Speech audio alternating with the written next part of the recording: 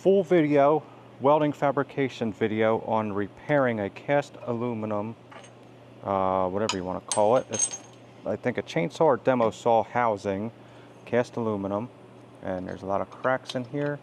That's got to be welded. This crack's got to be welded. There's a crack right here, and any more that I find along the way. But wish me luck with this and follow along if you want. So here we go. Chris Winarski back again, another welding fabrication video for you guys, and today is February 17th, 2026. Today's weather forecast in Dunedin, Florida is about 70 to 77 degrees, so it's a little warming up for February, so it's kind of warm, hot, whatever you want to call it. So really we got to clean this thing. I already started to clean it, but there's all concrete dust or dirt on there. You see all this stuff?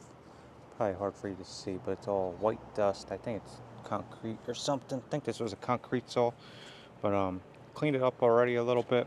This was taped off, so a lot of major stuff's taped off. Just be careful where I spray this stuff, the water and everything. So sprayed it down, then I used my aluminum cleaner, which is this stuff,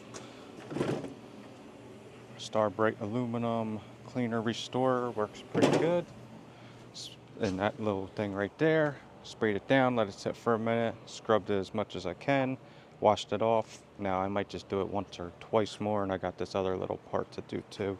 Want to get this as clean as we can, just to see all those little cracks, and that way it welds a little cleaner. So we'll just get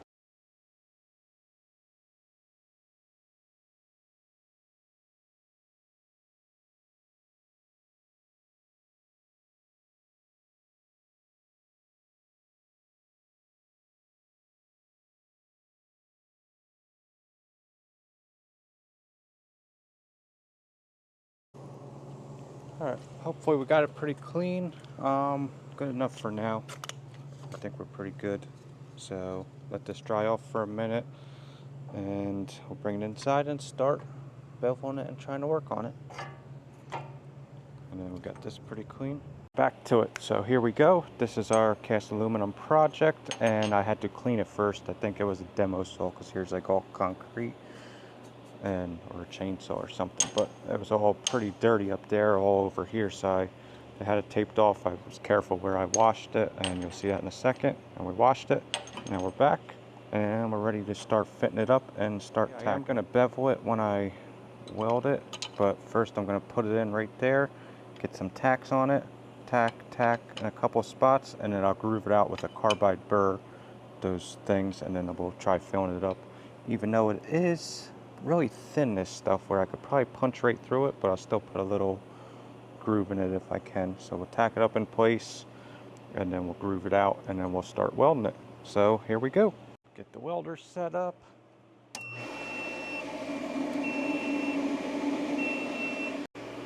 Time to swap out my little thing.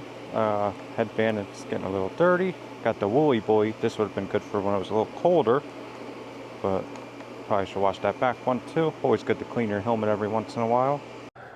So just trying to fit this piece up right now, and when I start to tack it, we're going to notice something really different that I never really come across that often, but with the title of the video, obviously you guys are going to notice right away, but it turns out to be magnesium, but it's not tacking. Okay, so I fit it up, tried to weld it or tack it, and it was tacking really dirty, even though it was pretty clean. It was like really green, and the tacks are shiny, so it's kind of weird. I've never seen it like that. But I want to check to see if it's magnesium, and one way to tell if it's magnesium, you take a little vinegar and dump it on there, and if it's aluminum, cast aluminum, it would just sit there like water, and if it's magnesium, it'll start fizzing up and bubbling up.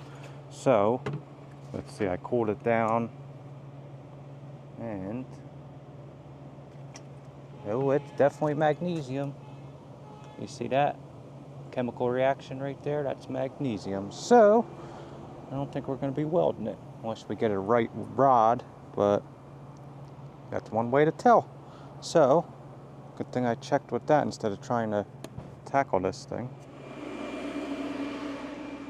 Okay, so here we are about probably like 2-3 weeks later. I don't know when that is, but it's like March 4th right now. But gave it a couple weeks. We called the customer, told him it was magnesium part, that casting, and we researched it. Just for 1 pound of filler wire for that magnesium, it was what was it? It was like 175 bucks. So that plus the labor, you're looking at like 300, at least 300 bucks, maybe 400 bucks to weld that. And you don't know if it's gonna, I never welded cast or magnesium before, but I think I could do it. I think it's just dirtier. Seen videos of it. But it's just like a thing's troubleshoot. So we called the customer, told him that, and it could be like it might not work, it might work, who really knows. And there's a lot of cracks in that thing. I was dropped and ran over or something like that, so the cracks could weaken even more, or it could be more hidden cracks there. So just said look up a new part or something and see what it is, and maybe you could get a new case for it or something. It might be cheaper. So I think that's what he ended up, I don't know exactly what he's doing, but a couple weeks later he's going a different route, just not repairing it, which I think that is the smarter decision, because if you can find a new part for even 300-400 bucks, then that's probably a lot better, because you don't know how long this thing will last for or whatever, or if it even worked, that thing. It probably would work, but there were so many cracks in there, I think it would be better to just buy a new part. But I just want to show you a couple weeks later. I didn't really do a sign out for that, so I've been holding off for the video or whatever, but here's a regular cast aluminum piece right here to regular aluminum. I just want to show you, I just cleaned it up. Would be better to clean it up, but parts already clamped up, and just want to show you how much easier, how it should weld. So can't leave it off or have that video ending like that, I guess. But so we'll just weld that, and I don't know if I told you my settings before, but switch over to setting number 2, my aluminum setting, 250 amps, should be fine for that. 125 frequency hertz, 33% electrode positive for AC balance, downslope none, end amps 10, post flow 13 seconds, pre-flow 0.3 seconds, start amps 40. That should be pretty good. Gas, argon, 100% argon. It's about 25 CFH, which is a little high for aluminum, but it's all right. But here we go. We're going to start welding this. And we're using 1/8 inch green CK Worldwide laser tungsten, not pure tungsten. It's like a hybrid. And 4043. I think Nick was looking for you. Yeah, I know you did. Yeah, I think we just need to weld all around that. Yeah. That should be good enough for the lock.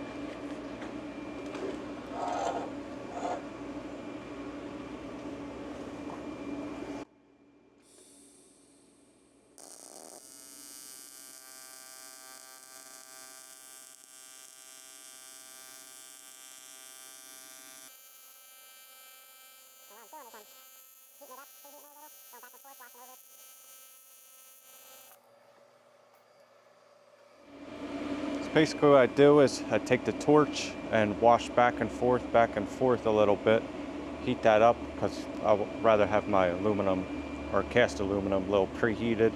So I preheat it a little. It's actually welding pretty good. And I'll put a tack on here, but I'll wash it over, let that AC cleaning action kind of work its way in, then I'll wire brush it in between. But it seems like it's welding pretty good.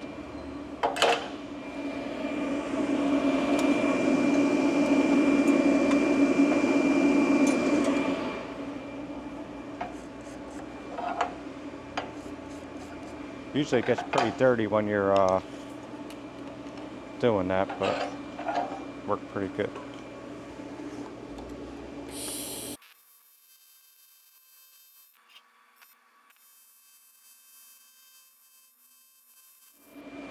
First pass, welded pretty good. Hopefully you could see that somewhat all right. So just weld that, and then right up here and over there. And I don't think I need like a lot of passes, multiple passes on it. That should be pretty good, but we'll see.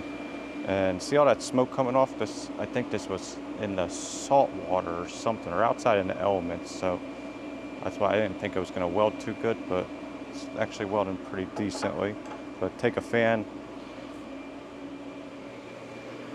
if you can. take a fan and let that suck that fumes away so you're not breathing it in. Unless you got a fume extractor, which is even better.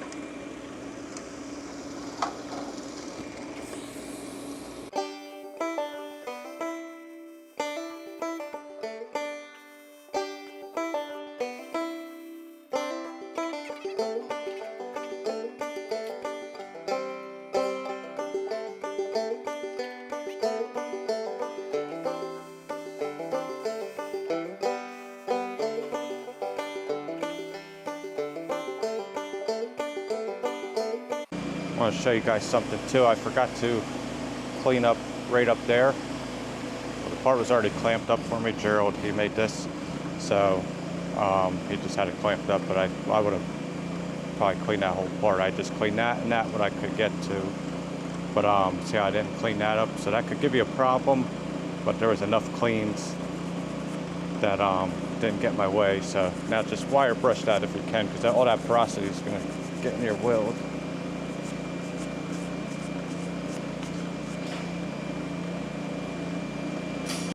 Also, when you wire brush too, sometimes it's not good to go back and forth. If you could just drag it like that, that's even better, even though I tend to do that sometimes. But when you drag it back and forth, it takes it off and it smears it back in your weld. So that way, or in the metal, if you go like this, it brushes it all the way off. Little trick I learned. All right, one more little shot. I know you guys want to see close-up stuff, but it's kind of hard to get that for you, so one day we'll work on it. We'll invest in a camera or something when we get a little more views or something. Make a little more money. For now, hopefully it works for you guys though. All right, here we go.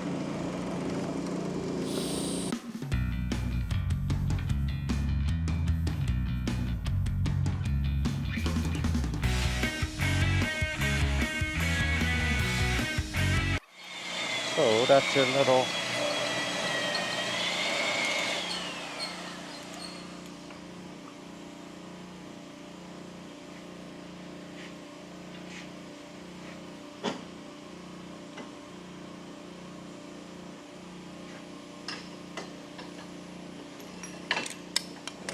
Alright guys, I think that's about it. Nick's got that power washer going out there, so hopefully it's not too loud, but just wanted to show you a little welding on, at least for that, but that could be a thing. That was the first time I ever ran into that for magnesium, but I did have some dirty cast aluminum before, so that's one good way of telling. I mean, you don't have to do that off the start. Most of the time it's going to be aluminum, but there is chances like that. That was my first time after probably at least like 100 different castings that I welded over the years or whatever, but that you come across it, I guess. But it's always good to have that distilled, I think it was distilled vinegar, or right, that's what it was. Gonna go double check it for you and show you right now, but it's always good to have that on hand, a little bottle of that. That way you could test it in your shop. Plus it's good to clean parts with too. I think that removes mill scale and stuff, but let's show you. Essential white distilled vinegar, cheap. It's like a couple bucks for that thing. So always good to have that on hand. And yeah, so if you ever have a part that you're welding that's cast aluminum and it's giving you problems, at least just double check with that, and that might tell you if it's magnesium, because then it won't weld probably, that I know of, with regular aluminum filler rod. But you still may run across different aluminum castings that can't really weld too. That's why I always like to tell the customer 50-50 chance that it may work or it may not. But most of the time you could get it to work, or if you think about it, if it's oil soaked, it's going to give you a little more problems, or if it's salt water soaked too, definitely going to give you problems. But that right there, so little, use that as what you wish or whatever. Use that information on how you think of it yourself. But that's about it. Try wrapping up the video. Hopefully it wasn't too long. The welding part probably took longer than everything else, but just wanted to give you a little welding, even though I have other cast aluminum videos. But enough ranting. Yeah, a little interesting, but hopefully you guys enjoyed that a little, learned a little about that, and we'll see you on the next one. Don't forget to like, share, comment, subscribe, all that good stuff. And we'll see you on the next one. Chris Swinarski, over and out. And Here's our next little project we're working on. Just got to put a little handle on that, which I might do in this next video, so stay tuned for that. And we'll see you later.